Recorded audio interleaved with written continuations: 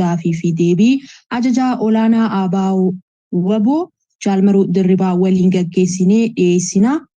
Nu hordofaa galatooma.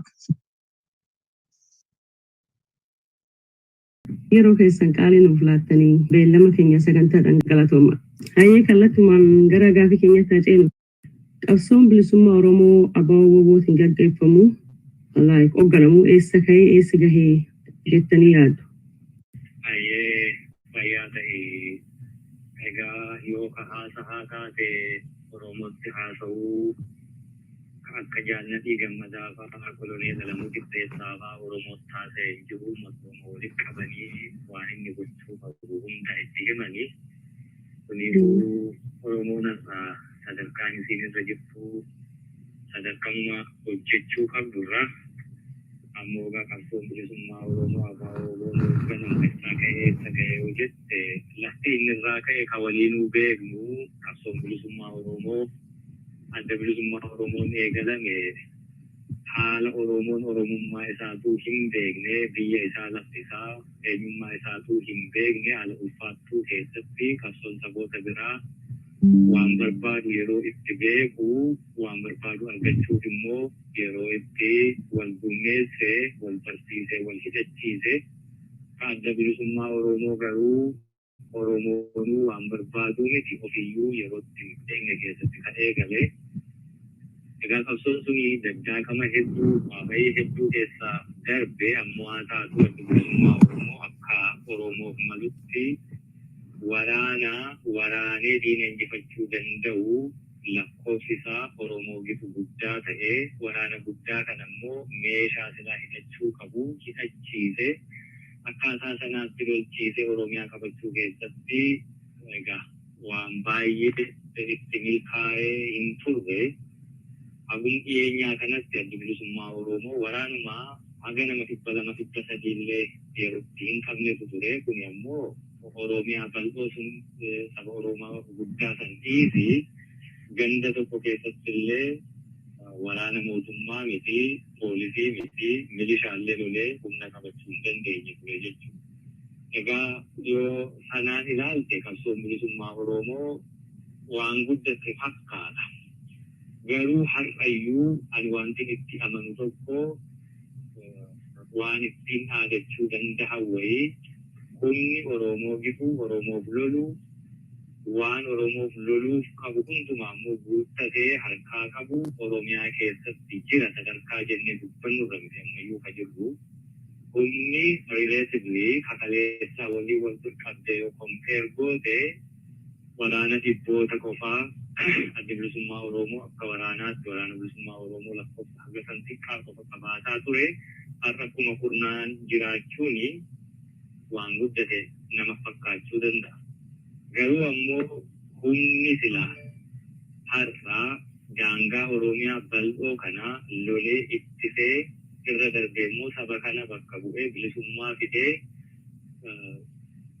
qaanii gabrummaa Oromoonii bara hedduu keessa jirtu gabrummaa addunyaa kana irratti hiriyyaa hin qabne sanii addunyaa kana irratti takka sabni guddaan haga Oromoo gahu bal'ina lafaa saba isa gabroomse lakkoofsa uummataa saba isa gabroomse natural wisdom yookaan qaroomina uumamaa saba isa gabroomse sanaa olitti qabeenya akkasumas natural resources isaa qabdullee sanaa olitti yoo qabaate malee sabni nu gabroomse waan inni ittiin meeshaalee tokkollee hin qabe saba akkasii jalatti waggaa hanga kana turuu yoo xiqqaate jaarraa tokkoo fi walakkaa sanaa ol Oromoon gabummaa jala jiraachuun guddoo nan qaanessa humna sana silaa gabummaa jalaa baasuu danda'u yeroo hamma kana dheeratee wareegama haga kana ulfaatu kafalame yeroo gabaaftee wareegama xiqqeessee Oromoo waan gitu hojjetamee Oromoof waan malu hojjennee har'a silaa qaanii gabrummaa Oromoon haguuggatee jiru keessaa saba baasuuf wanni hojjetamee akkaataa kanaa yoo ilaalame immoo ammallee qabsoon bilisummaa Oromoo daa'imumaa jechuutu danda'amaa jechuudha. Akka kaleessaatti yoo ilaalle waan baay'ate waan guddate haa fakkaatu iyyuu malee akka Oromoof malutti garuu yoo ilaalle har'ayyuu daa'ima. Kanaaf qabsoon bilisummaa Oromoo eessaa kaatee eessaa geessee kanaan jettu yoo taate bakka kaleessaarraa guddoo hin fagaanne Oromoon har'ayyuu kana qofaan dhaadachuu hin qabu yaada kan qaba. Seetti amna dheeraa daandii fagoo wareegama ulfaataa nu gaafata. Keessumaa ammoo saba Oromoo ollaa hamtuu qabu gabrummaan biyyoota hedduu yoo ilaalte sabumti si gabroonfatu yookaan gartuu si gabroonfatu illee waan qabsoo ati gaggeessitu keessatti hiikaa qabuu qaba. Kan keenya akkaan hamtuuf ulfaattuu kataate sabni nu gabroonfate illee saba akkamii akka ta'e yoo ilaalte hojiin guddoon sichi nu haftu akka jiru hubattaa jechuudha. Kan ta'e jedha. Hayyee galatoomii ajajaa olaanaa Abaaboo Waboo Jaalmaroo gaafii sattaanii yoo ceene wareegam qabsoon gaafatu baasaa rakkoowwanii fi haleella xiyyaaraaf diroonii hunda dandamattanii akkamitti jaarmiyaa waraanaa fi siyaasaa jaba ta'e kana gabbisuu dandeessan? Egaa akkuma filatii kaase jaarmiyaa siyaasaa akkasumas humna waraanaa guddaa ijaarameera jechuun sadarkaa danda'amurraa hin jiru siin jedhillee ammoo haaraatu akka kaleessaatti yoo ilaalte immoo kaleessa humna waraanaa Oromoo gidduuyyuu miti ganda tokkoof dhaabbachuu hin dandeenye bilisummaa Oromoo qabaachaa hin turre yoo sanaan kompeer gootee ilaalte har'a waraanni kuma kurnaanii guutuu Oromiyaa keessatti jiraachuun akka tokkotti jabina yoo ta'a ta'e jabinni sun egaa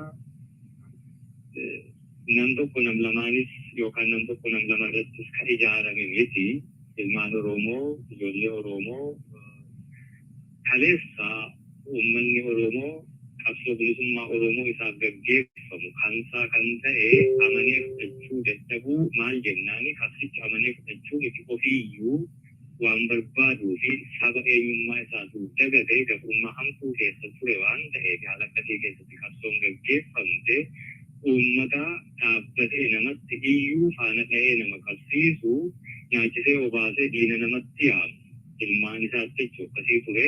Har'a garuu uummanni sun sana hundaarra darbee qabsoo darbee uummata tarkaanfatetu Oromiyaa keessa jira. Uummata qabsoo darbee tarkaanfate Oromiyaa keessa jiru akkasii kana keessatti waraana gadi dhaabuu ijaaruun guddoo hin ulfaatu.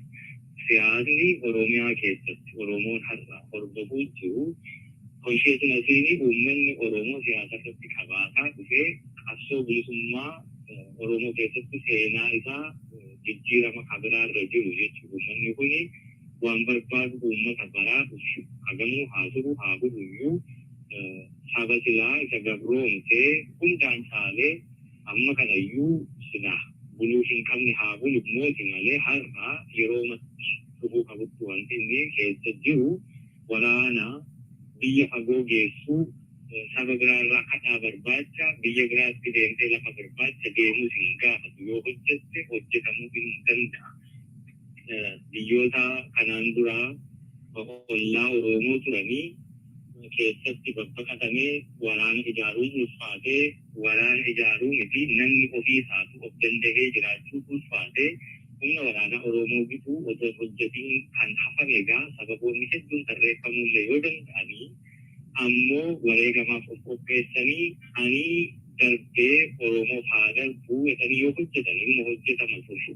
Haala akkasii kana keessatti egaa wanni hubadhe ilmi Oromoo tokko qabsoo bilisummaa Oromoo gadhaabuuf jecha Oromiyaan ala socho'uuni ji'oopolitiksiin daangaanii olloota Oromoo Oromiyaa jirtu kun illee haalli ittiin kennamne akkasii keessatti waraana hedduu qabaachuu hin dandeessu baqataa taatee qofaas ofii keessa.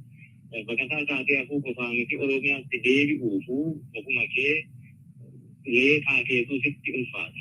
Kanaaf qabsoon bilisummaa Oromoo Oromiyaa keessa saba Oromoo keessatti yoo taate ilmaan isaa isa biratti wareegamte kan kaleessa waliin oolee nyaachisi obaatee harka wal qabdee gatiittii walirri gatee wal faana jiraatu tokko hoogganama yoo of biraa dhabee saba dhiyeeffachuu danda'u akkasitti dhala waan ta'eef istiraateejii yookaan tartiiboo sanaa jechuudha hordofame.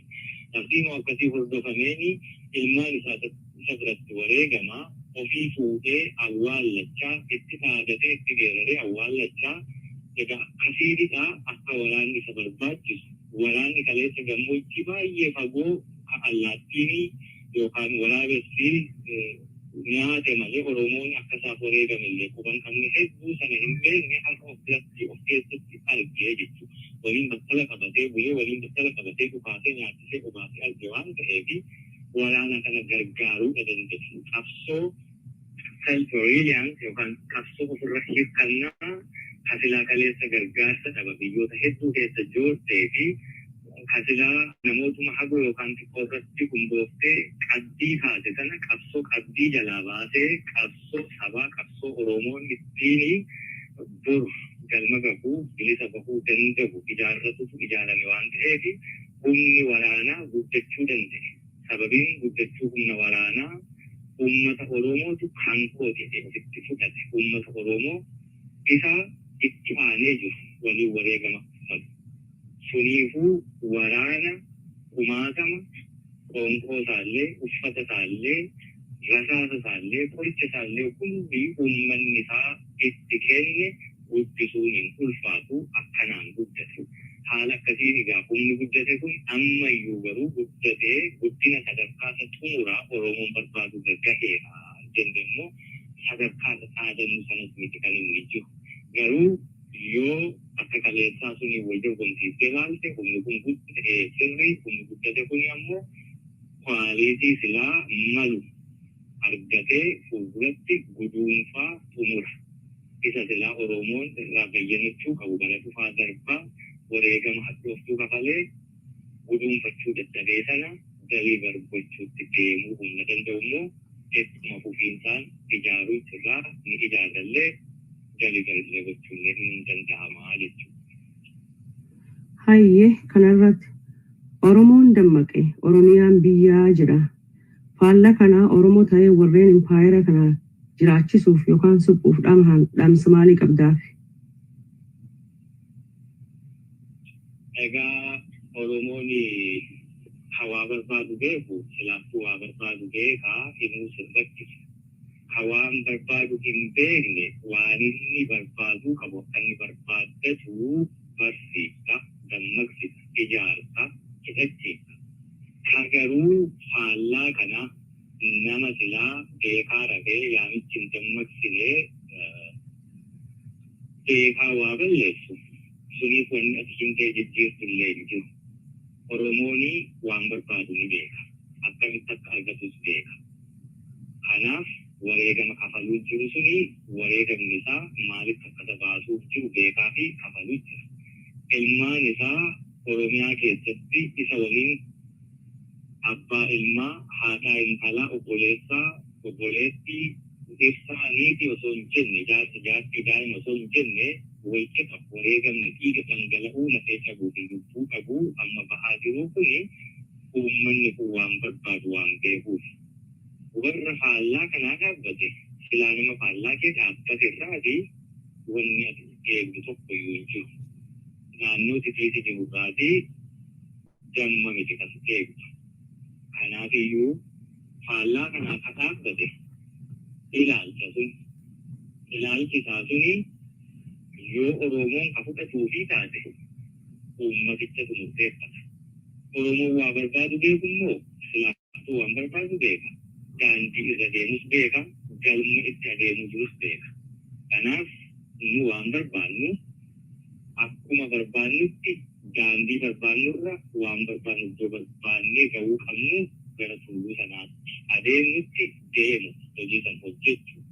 Kanaaf yoo naannoo keessatti titiisni baay'atte titiisa sanaan miliqaati loltu homaayyuu irraa eeguu hin dandeessu titiisa. Waan titiisni irra qubattu hosii sana qofaa yoo qulqulleessite bakki qubannaa titiisaa ni ta'a.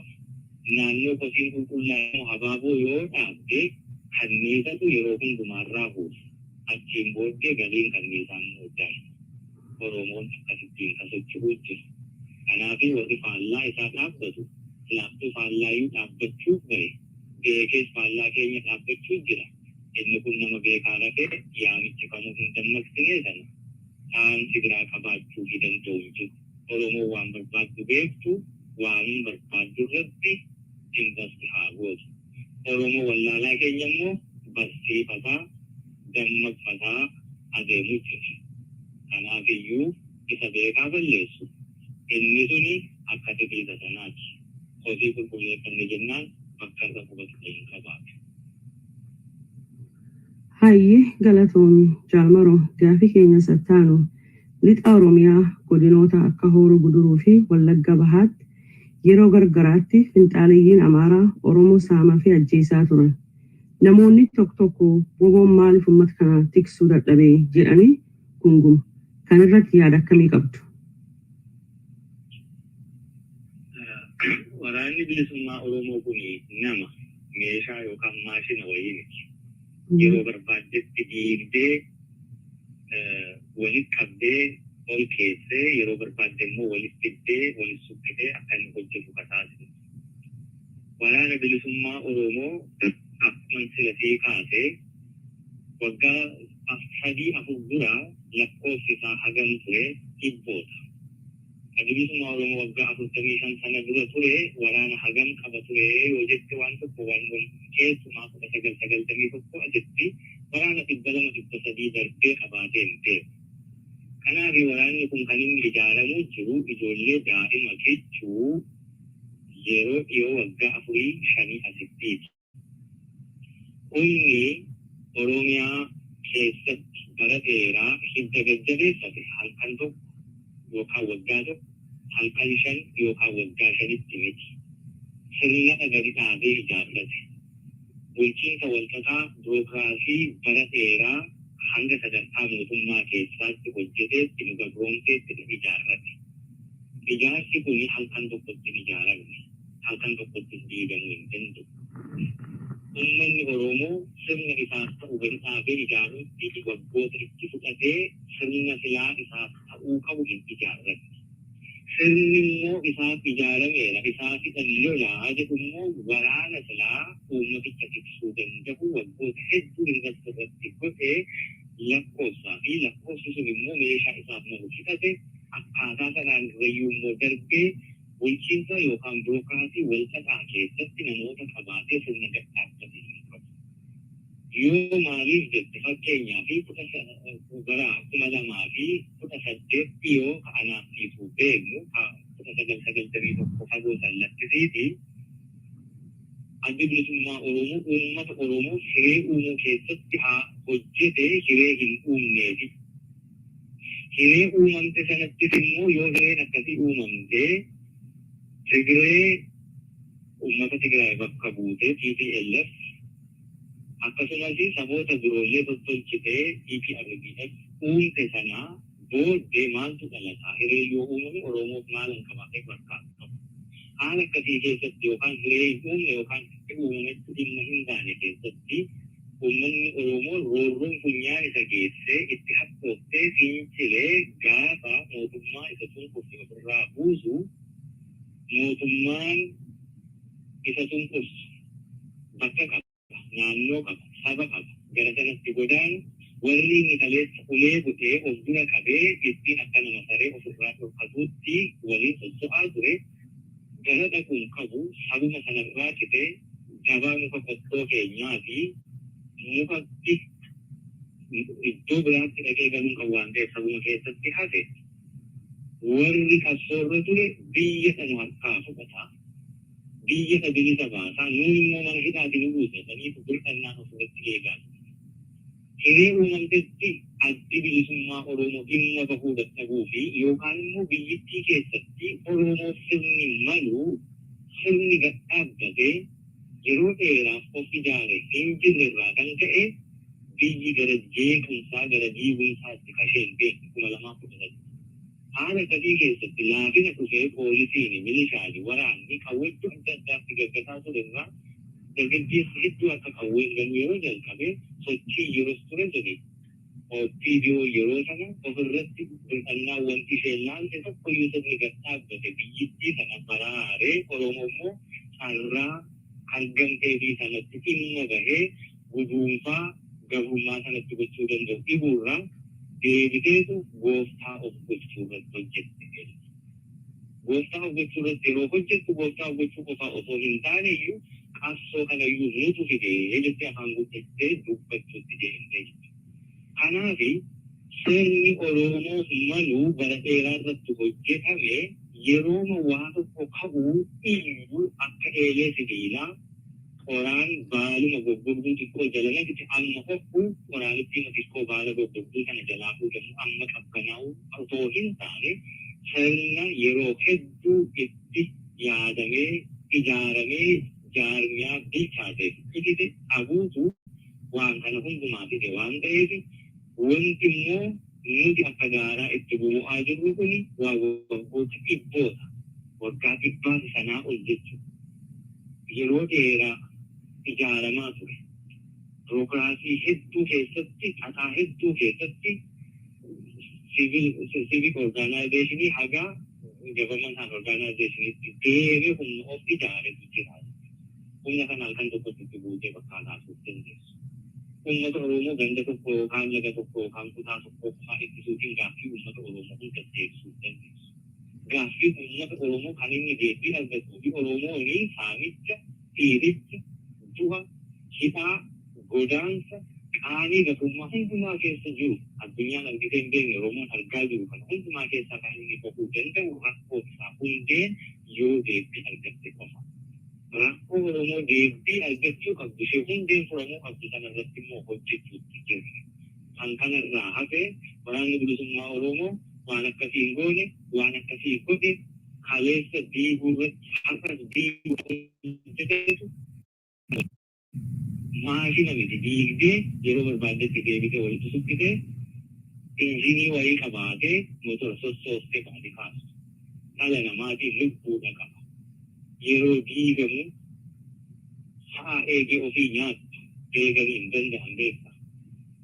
Eegee ofii nyaattee kaatee booddee eegeen natti hin jiru jette titiisaa ofirraa ittisuuf dandeessu. Oromoon akkasii kan inni ta'uu jiru. Kanaaf sirna gadi dhaabbatu waraana bilisummaa Oromoo Oromiyaaf malu gaachana ta'uu qabu irree ta'uu qabu sanatti aadamu sana jalqaba irratti investi gochuu irratti yoo hojjenne irra ta'e silaa kana har'a gaaffii goonee kaasne